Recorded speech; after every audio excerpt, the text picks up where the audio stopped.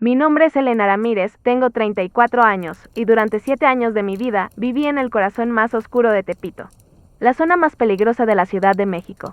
Pero no por las razones que ustedes piensan, no fui víctima de la violencia callejera, ni del narcotráfico, ni de la pobreza extrema. Fui prisionera de algo mucho más siniestro, algo que la mayoría de la gente prefiere no creer que existe. Fui cartomante en el famoso mercado de Tepito. Pero no una cartomante cualquiera.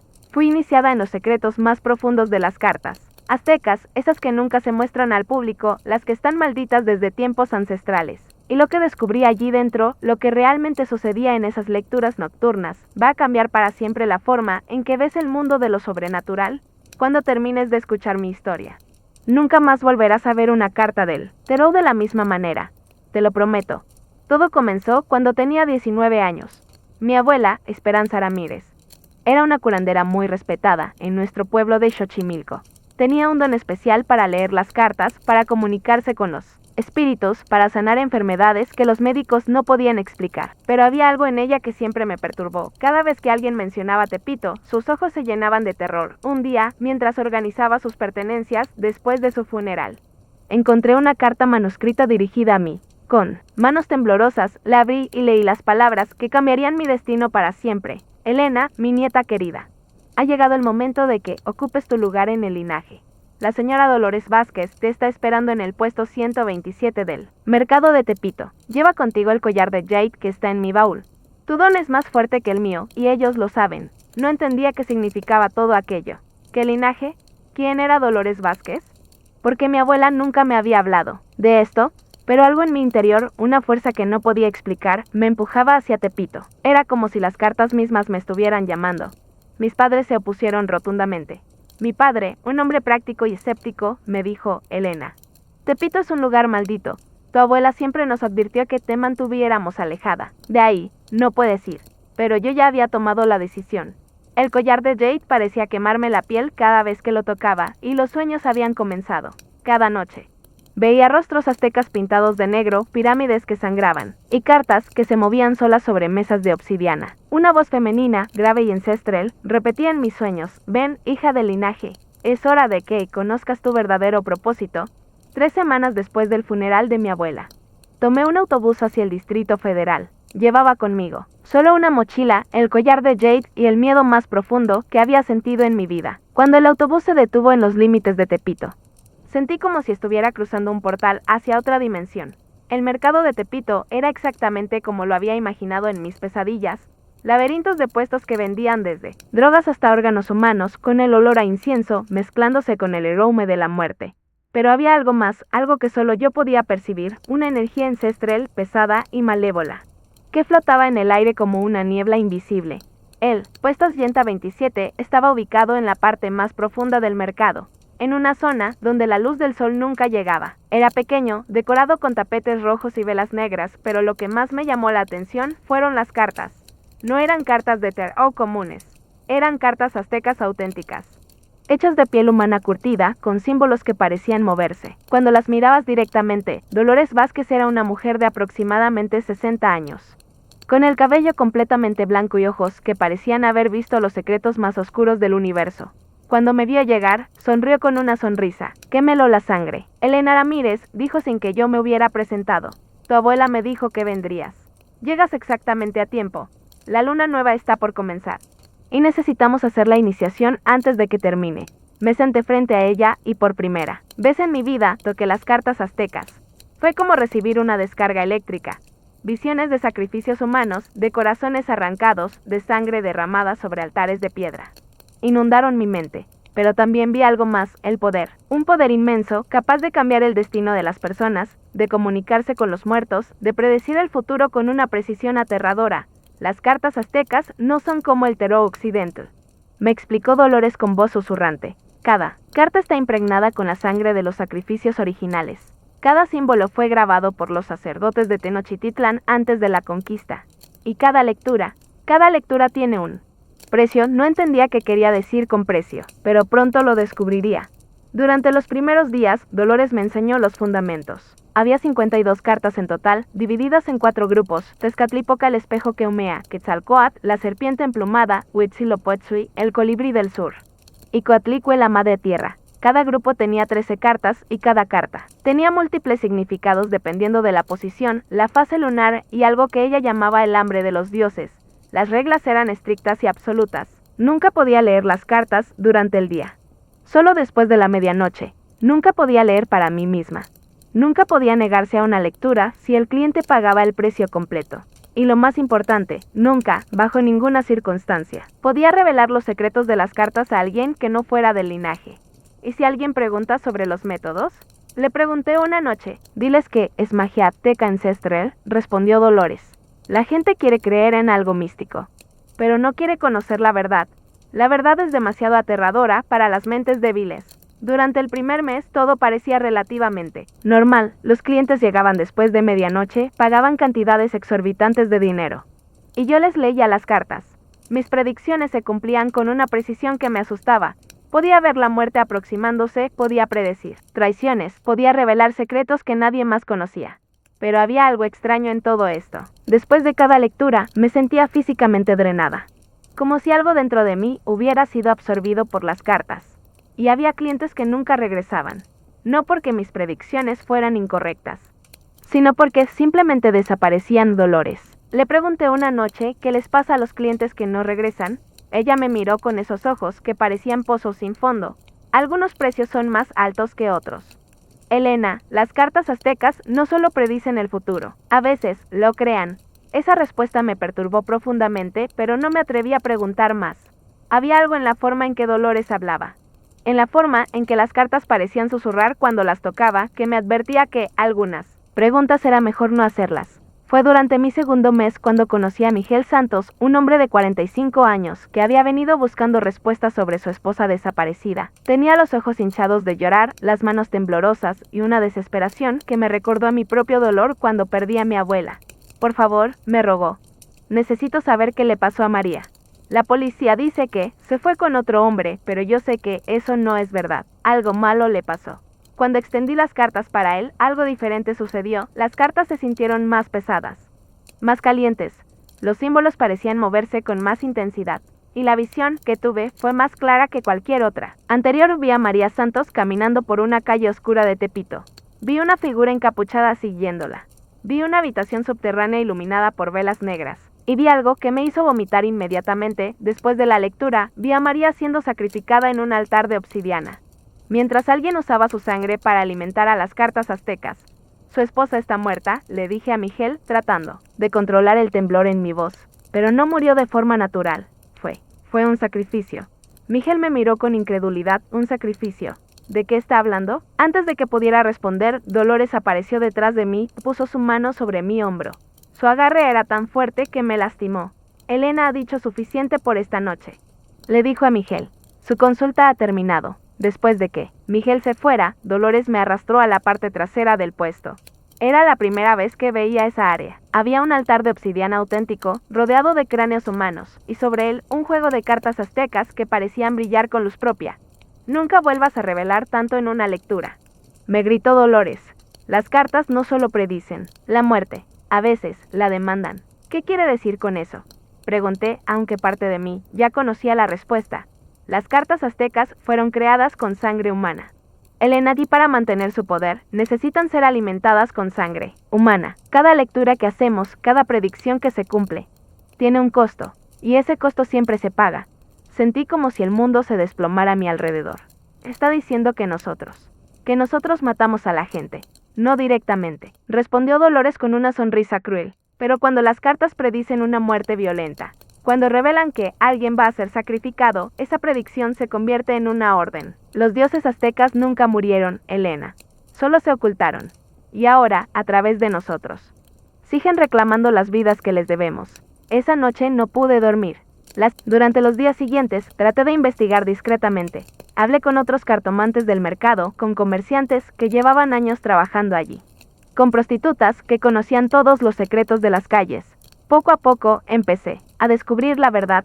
Había un grupo de personas, descendientes de los antiguos sacerdotes aztecas, que se dedicaban a mantener vivos los rituales ancestrales. Usaban a las cartomantes como yo para identificar a las víctimas apropiadas.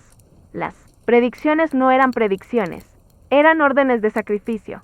¿Cuántas personas han muerto por culpa de las cartas? Le pregunté a Rosa, una prostituta de 50 años, que había visto todo en Tepito. Cientos, me respondió, mientras fumaba un cigarrillo con manos temblorosas. Tal vez Miles, desde que tengo memoria. La gente viene a hacerse leer las cartas aztecas y luego desaparece. Pero nadie habla de eso. El que habla también desaparece. Esa revelación me aterrorizó. Me di cuenta de que no era solo una cartomante, era una cazadora de víctimas. Cada cliente que se sentaba frente a mí, cada persona que buscaba respuestas en las cartas, estaba siendo marcada para el sacrificio. Decidí que tenía que hacer algo. No podía seguir siendo cómplice de esos asesinatos. Pero también sabía que si trataba de irme, si trataba de revelar la verdad, yo también me convertiría en una víctima una noche. Después de una lectura particularmente perturbadora en la que había predicho la muerte de un joven de 20 años, me quedé en él, puesto después de que Dolores se fuera. Necesitaba encontrar evidencias, algo que pudiera usar para denunciar a las autoridades. Revisé cada rincón del altar, cada cajón, cada espacio oculto. Y fue entonces cuando encontré el diario. Estaba escrito en una mezcla de español y náhuatl, con una caligrafía que parecía cambiar dependiendo de la luz. Era el registro de todos los sacrificios realizados en los últimos 20 años. Cada entrada seguía el mismo patrón: nombre de la víctima, fecha de la lectura, fecha del sacrificio y método utilizado. Había cientos de nombres: hombres, mujeres, niños, ancianos. Todos habían venido buscando respuestas y todos habían terminado muertos, pero lo que más me impactó fue descubrir que mi propia abuela estaba mencionada en el diario, no como víctima, sino como participante. Había sido parte del grupo durante 30 años, antes de retirarse para vivir una vida normal en Xochimilco. Tu abuela fue una de las mejores. Escuché la voz de Dolores detrás de mí. Tenía un don especial para identificar a las víctimas más valiosas. Los dioses siempre estaban satisfechos con sus elecciones. Me di la vuelta y vi que Dolores no estaba sola. Había 5 hombres con ella, todos vestidos con túnicas negras, todos con cuchillos de obsidiana en las manos. ¿Pensaste que podías huir de tu destino, Elena? Me preguntó Dolores. ¿Pensaste que podías traicionar a los dioses que te dieron tu poder? No quiero esto, le supliqué. No quiero ser parte de esto. Dejen que me vaya. Y nunca diré nada a nadie. Es demasiado tarde para eso. Respondió uno de los hombres. Ya has visto demasiado. Ya sabes demasiado. La única forma de que mantengas el secreto es si te unes a nosotros completamente. Me explicaron que esa noche sería mi iniciación final. Tendría que participar directamente en un sacrificio. Tendría que hundir yo misma el cuchillo de obsidiana en el corazón de la víctima. Solo entonces sería considerada una verdadera sacerdotisa de los dioses aztecas. La víctima elegida era Miguel Santos. El hombre, que había venido buscando información sobre su esposa desaparecida, había regresado al puesto esa noche desesperado por obtener más respuestas. No sabía que estaba caminando directo hacia su propia muerte. Es perfecto, dijo Dolores mientras preparaba las cartas para la lectura final. Su dolor es tan intenso que alimentará a los dioses durante meses. Y su sacrificio será tu bautismo en la verdadera fe. Sentí como si estuviera atrapada en una pesadilla de la que no podía despertar. Las cartas aztecas estaban extendidas sobre el altar, brillando con esa luz sobrenatural que ya conocía tan bien. Los hombres encapuchados estaban formando un círculo a mi alrededor, y Miguel Santos estaba sentado frente a mí, confiando en que yo lo ayudaría a encontrar la paz. Las cartas hablan claramente, le dije, tratando de mantener mi voz estable. Su esposa quiere que sepa que ella está en paz, que no sufrió, que la muerte fue rápida. Era mentira. Había visto exactamente cómo había muerto María Santos y no había sido rápida ni pacífica. Pero no podía decirle la verdad a Miguel, no cuando sabía que él sería el siguiente. ¿Pero dónde está su cuerpo?, preguntó Miguel con lágrimas en los ojos. Necesito darle una sepultura digna. Necesito poder despedirme de ella. Miré las cartas y por primera vez desde que había llegado a Tepito, decidí cambiar una predicción.